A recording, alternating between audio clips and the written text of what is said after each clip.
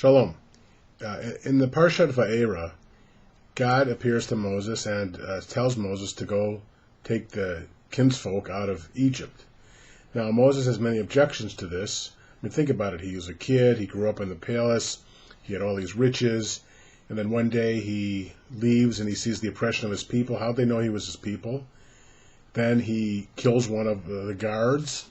He has to run away for his life because the next day it's reported and people find out and his life's in jeopardy.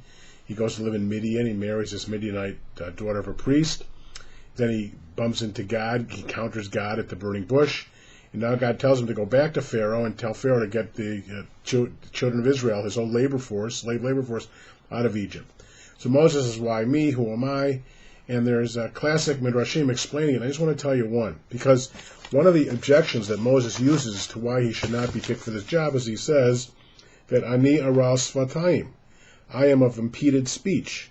How then should Pharaoh hear me? In other words, I can't talk very well. Pharaoh's not going to listen to me. So God says, that's no objection. Your brother Aaron will be your Navi, your prophet. So the Midrash says, why did he have bad speech? And the legend is that when he was a baby, Pharaoh's advisors told him that the stars said that there was somebody in his palace that was going to try and kill him eventually. So Pharaoh said, well, let's bring everybody there. And baby Moses, is his turn. And they put a crown of Pharaoh in front of him and some hot coals. And they said if he reached for Pharaoh's crown, they know he'd be the guy and they'd have to kill him. So what baby's going to go for hot coals? So he reaches for Pharaoh's crown, but just then an angel from God comes down and takes his hand and pushes it away from the crown towards the hot coals. Well, his fingers are burning, puts the coals in his mouth, hoping they'll cool him off, and he burns his tongue. That's the legend. And I thought about that and what it means, the story can mean for us today, because we associate crowns and palaces with wealth. And we're now living at a time when we're suffering, the whole world, it seems like, from a recession. I had a funeral today, and the woman was born right at the end of the Depression, had a very poor childhood, and she died right in the next major recession that the world's encountered, a deeper recession. But one of the things I think we're going to have to learn is that we can't depend on wealth to be satisfying. The chasing after gold didn't seem to do us a lot of good. It was kind of an empty, fluffy, dangerous calories. We think about Madoff and this whole alleged Ponzi scheme of $50 billion, and whole charities have been ruined, and charitable organizations, and a lot of people's money. Well, in some sense, that's a horrible example of the excess, what happens when we spend our lives reaching for crowns.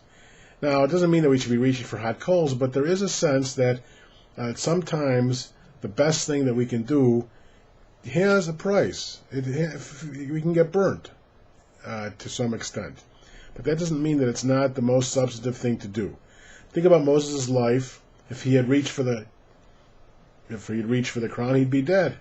But in the idea of symbolically of reaching for a life of wealth, we sometimes lose something else, because we know that in the end, the most substantive thing that we can have is family, friends, our deeds of loving kindness, our noble work, the good deeds we leave behind, the work that we do to help so many.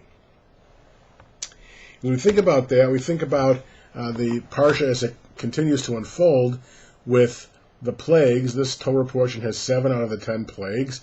But none of them, in this point, do the job of forcing Pharaoh's hand. Now, I remember when President Bush, who's just left office, was asked when he was running for the second term if he had made any mistakes, and he couldn't think of any.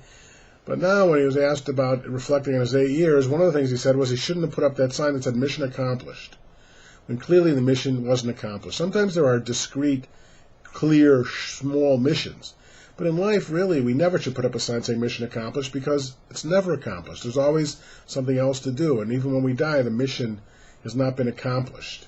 We may have done our particular job well, of course, with some flaws, but the goal of history, of knowing and loving God and trying to make the world a kingdom of God, has not been accomplished, and it won't be until the Messiah comes. So there's always things to do there. This Torah portion is about the defiance of Moses and Aaron and the people, finally, after being turned, defying this evil power in the world. One of the programs I thought of for my synagogue, we're going to actually do this Sunday, is go to the movie Defiance and go out to a kosher dinner. I wanted to stimulate people to see this movie because it's important to understand that evil should not be faced lying down. And whatever you think about President Bush's career as president, one of the things I think that he said to the world was, we're not going to face evil lying down. We're not going to turn the other cheek. We're going to confront evil the way evil needs to be confronted. And some people critique him, like I do, that he didn't go far enough. Iran is still there, very powerful, about to get nuclear weapons. And will President Obama stand them down? Will he? He says he won't allow them to have nuclear weapons. Is that true? Well, we'll have to see. We'll have to see whether evil is continued to be forced down, confronted, defied, like Moses and Aaron did. You know, one of the little sad, sort of unnoticed aspects of this story is that God promised the board of directors, the elders, would go with Moses, the 70 elders. And then, if you read the Bible carefully, you see that when Moses and Aaron actually got up to Pharaoh, Moses looked around and said, we, thinking the whole board of directors was behind him, they'd all abandoned him. They'd all deserted him. They weren't standing there with him. They were too afraid. We can't be afraid. We can't in the face of evil, and we can't in the face of fear.